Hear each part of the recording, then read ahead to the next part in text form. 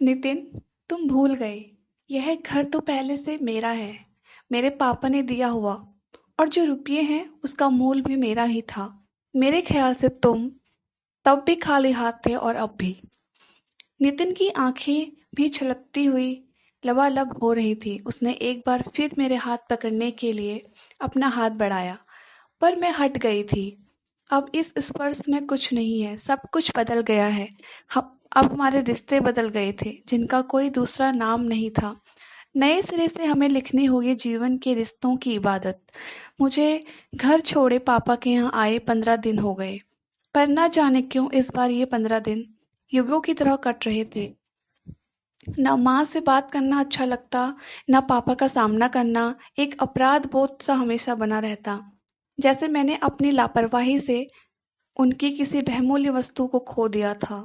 पूरी तत्परता से माँ और पापा अब मेरा ख्याल रख रहे थे, जिसके पीछे झांकती हुई उनकी शंकाएं की चिंताएं मुझे स्पष्ट दिखाई देती थी।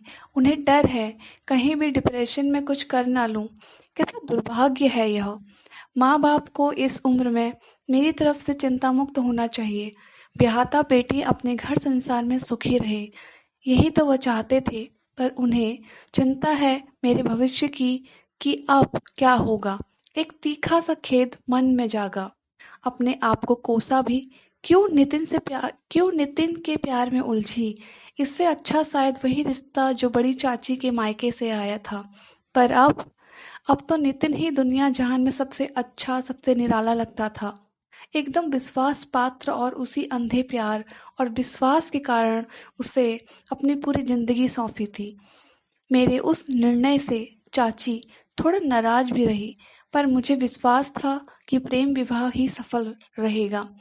बड़े बड़े दावों के साथ मैं अपने निर्णय पर अटल थी, पर रेत के महल साबित हुए मेरे सारे दावे।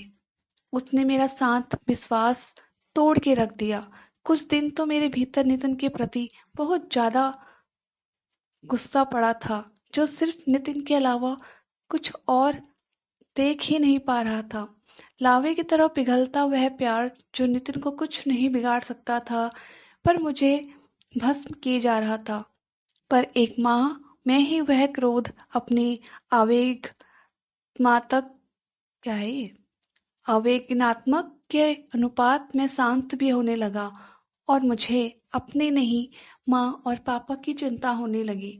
उनके बुढ़ापे को यूं बिगाड़ देना ठीक नहीं है। मैं सोचने लगी कि मुझे स्वयं को संभालना होगा। एक तेज प्रभाव की तरह नितिन मेरे जीवन में आकर चला गया। एक ज्वार भाटा ही तो था उसका आना और जाना। मैं उठ खड़ी होती हूँ एक नए निर्णय के साथ। एक ठोस निर्णय ने मेरे अंदर के ज्वालामुखी को शांत कर दिया था। मैं माँ के सामने जाकर दृढ़ विश्वास के साथ कहती हूँ, माँ, मैं कल जाना चाहती हूँ। कहाँ? माँ चौंक उठी। अपने घर, माँ, मैं कहती हूँ। हाँ माँ, वही, अपने उसी घर में। क्यों, यहाँ तकलीफ है क्या? माँ थोड़े गुस्से से बोलती है। हाँ माँ, यहाँ रहते मुझे लगता है मैं छोड़ी हुई औरत हूँ। यह एहसास मुझे डंक मारता है। वह घर मैंने नहीं छोड़ा है माँ, वह मेरा घर है। मैं वहीं रहकर आगे पढ़ाई करूँगी और कुछ नया काम शुरू करूँगी। मुझे आपका और पापा का आशीर्वाद चाहिए। पिछले 5 सालों से वहां रहते रहते वहां की आदत सी हो गई है। उस उस सब के बगैर यहाँ सब अटपटा सा, अजनबी सा माहौल क्यों लगता है। इस घर में तो मैंने उम्र के 20 वसंत देखे थे, पर वह घर मेरे सपनों से जुड़ा था। मेरा अपना घर। क्या वहाँ नितिन के बगैर रह पाओगी? माँ का सहज सा प्रश्न था। हाँ जरूर, रहकर बताना चाहती हूँ। और फिर वह घर हमारा है।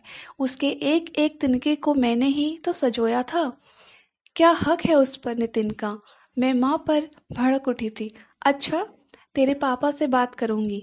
हाँ माँ, पर कुछ दिन तुम दोनों भी चलो मेरे साथ। वह घर हमारा है, उसे मैं यूं ही बनाए रखूंगी, चाहे वह मेरे लिए यादों का कब्रिस्तान ही क्यों ना बन जाए।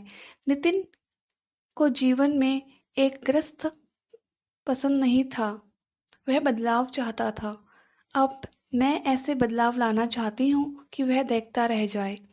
माँ और पापा के साथ मैं फिर लौट आई थी अपने उसी घरौंदे में, जहाँ अब केवल गृहस्थी का सामना था, समान था। एक बिखरे रिश्तों का वर्तमान अपने सुखद दाम्पत्य की यादों के अतीत के साथ मौजूद था। घर में सब कुछ वैसे ही मौजूद था, पहले की तरह, अपने पूरे वजूद के साथ। नहीं था तो केवल मेरा अपना वजूद। नितिन के साथ मैं भूल गई थी कि मैं एक अलग व्यक्तित्व हूँ। मैं ढाल लिया था स्वयं को नितिन के वजूद में। मैं शायद सोचना ही भूल गई थी अपने बारे में। नहीं, नहीं, नहीं, मैं जो सोचती थी वही करती थी। उसके केंद्र में ही नितिन होता था। क्या बनाना है, क्या सजाना है, क्या पहनना है, सब कुछ नितिन की पसंद के अनुसार करने लगी थी। मैं कहीं थी ही नहीं जैसे। क्यों इतना निर्भर हो गई थी उस शख्स पर? नितिन की पसंद, नापसंद इतनी हावी थी मुझ पर कि लगा मैं खोल के अंदर जा रही थी और अब तक अंडे के अंदर पनपे उस चूजे की तरह जो समझता है बस इतना सा ही संसार। पर आज अब अचानक उस खोल के टूट जाने पर मैं आश्चर्यचकित हूँ। घर में लौटने के वे क्षण बड़े कठिन थे। दरवाजे पर टकी नेम प्लेट नितिन पूर्वा से पहला साक्षात्कार एक मीठी सी कसक की तरह लगा। पर जाने कहाँ से एक हिम्मत, एक शक्ति आ गई और मैंने हाथ बढ़ाकर नितिन शब्द उखाड़ दिया। अब वहाँ केवल पूर्वा नाम था। मैंने प्रवेश किया देहरी के अंदर और शुरू किया अपने बिखरे वजूद को समेटने का काम। रात भर सोचती रही, सो नहीं पाई थी। साथ वाली खाली जगह जीवन में आई स्थिरता का एहसास कराती रही रात भर। अपने आप से बुदबुदाती रही, तुम पागल हो पूर्वा, एकदम पागल। पर मैं पागल भी कहाँ हूँ? कितना अच्छा होता अगर मैं पागल हो जाती। जब कोई जिम्मेदारी, कोई लोक लाज नहीं, चीखो चिल्लाओ, कोई डर नहीं। पर पागल होने जैसे भाग्यवान मैं कहाँ? मैं तो चीख कर चिल्लाकर अपनी भड़ास भी नहीं निकाल सकती। माँ या बाबूजी को सुनकर कुछ हो गया तो? जीवन में नितिन के ब्याह के निर्णय के बाद शायद ही कोई निर्णय मैंने लिया हो। नितिन अक्सर मजाक में ही कह देता था, तुम कभी अपने लिए निर्णय नहीं लेती। कब तक यूं ही मेरे निर्णय पर हाँ करती रहोगी? तुम्हें क्या तकलीफ होती है? नहीं, मैं तुम्हें अपनी छाया बनाकर रखना नहीं चाहता। मैं डरता हूँ पूर्वा, छाया कभी पीछा नहीं छोड़ती। इसलिए नहीं, तुम अपने को मुझसे अलग पहचानो, महसूस करो, क्योंकि जिंदगी में केवल अपना वजूद काम आता है, समझी? यादों के ऐसे कितने ही टुकड़े हैं जो दिन रात याद आते हैं, पर यादें कितनी पीड़ा देती हैं। हाँ, कानों में गूंजती है नितिन के वह चुनौती।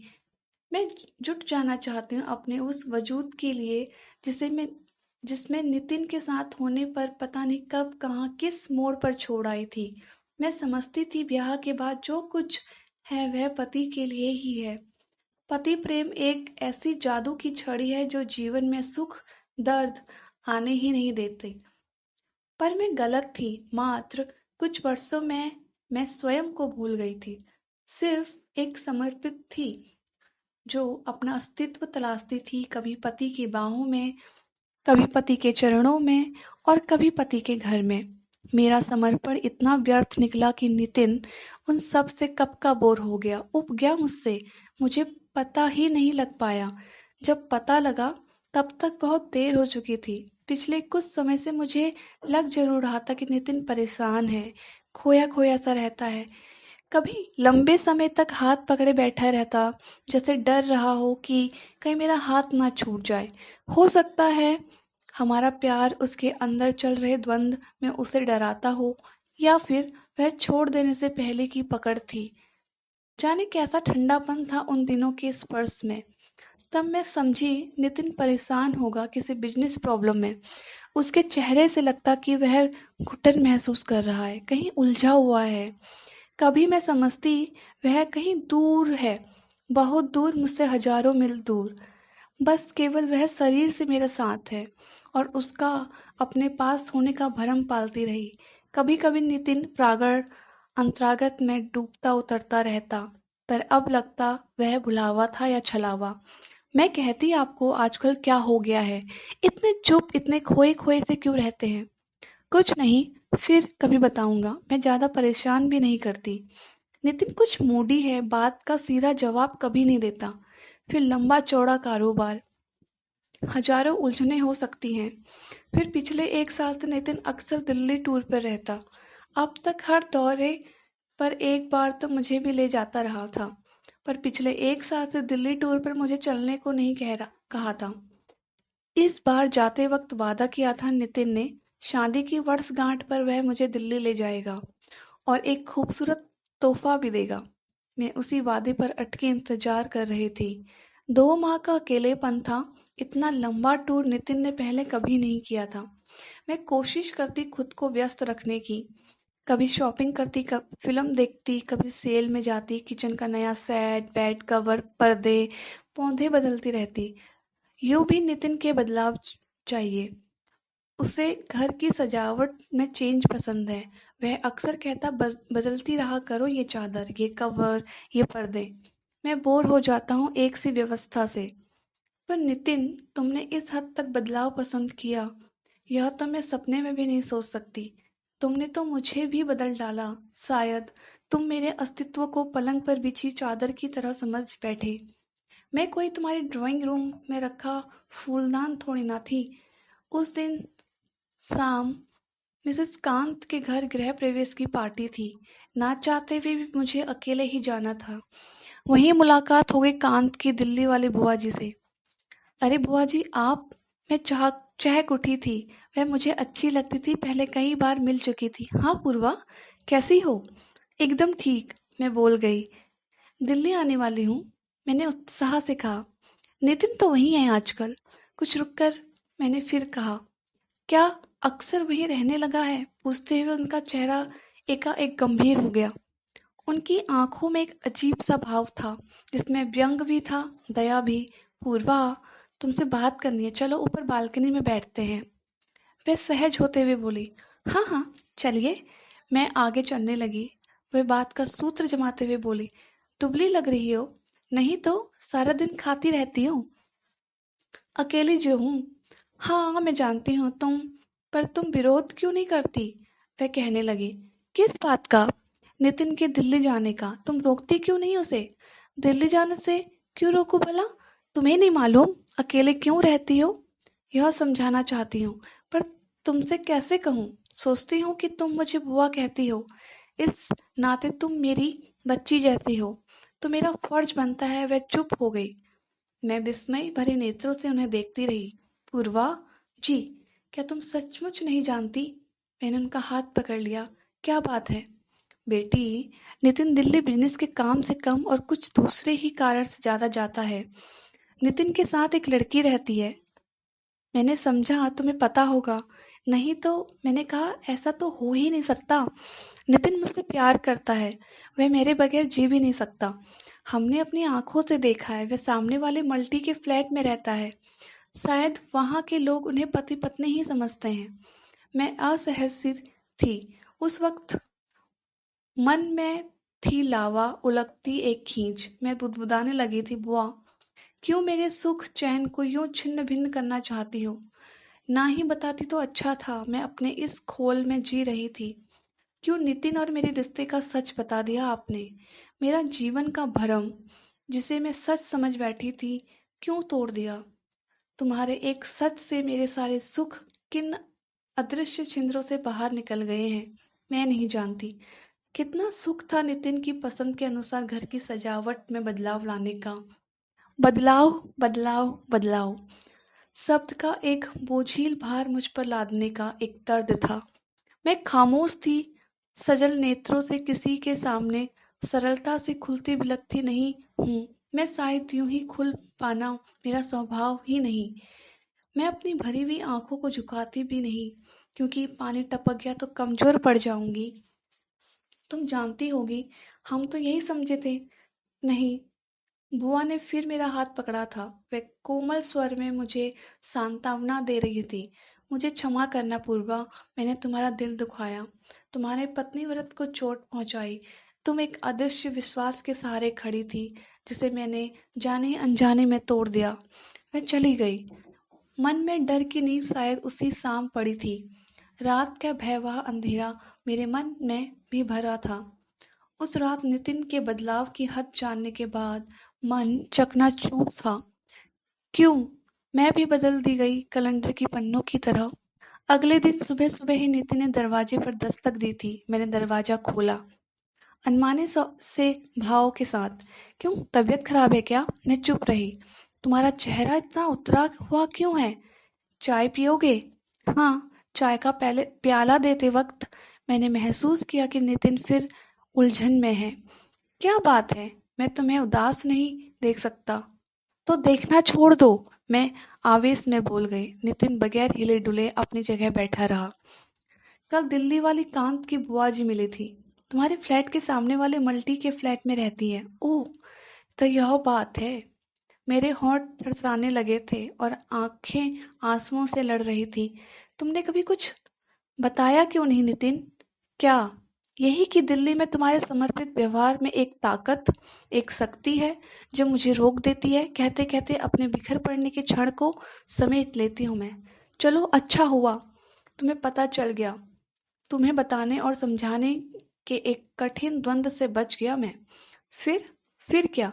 मैं उसके साथ रहना चाहता हूँ। चुप रही मैं। तुम चाहो तो ये घर, ये सामान सब तुम्हारे पास ही रहेगा। तुम्हें कोई तकलीफ नहीं होगी। जितना रुपया चाहोगी तुम्हें मिलता रहेगा। मुझे समझाने की कोशिश करो पूर्वा। मुझे समझने की कोशिश करो पूर्वा। नितिन, यह दान कर रहे हो? नहीं तो फिर? मैं तुम्हें परेशानी में डालना नहीं चाहता। नितिन, तुम भूल गए, यह घर, यह तो पहले से ही मेरा है, मेरे पापा का दिया हुआ। और जो रुपया है उसका मूल भी मेरा ही था। मेरे ख्याल से तुम तो तब भी खाली हाथ थे और अब भी। नितिन की आंखें भी छलछलाती हुई लबालब हो रही थी। उसने एक बार फिर मेरा हाथ पकड़ने के लिए अपना हाथ बढ़ाया, पर मैं हट गई थी। अब इस स्पर्श में कुछ नहीं है। सब कुछ बदल गया था। अब हमारे रिश्ते बदल गए थे, जिनका कोई दूसरा नाम नहीं था। नए सिरे से हमें लिखनी होगी जीवन के रिश्तों की इबादत। क्यों हुआ ऐसा? एकदम पसंद की मिठास को पाते पाते कहीं बेहद फीका सा स्वाद हमारे बीच आ गया था। Thank you.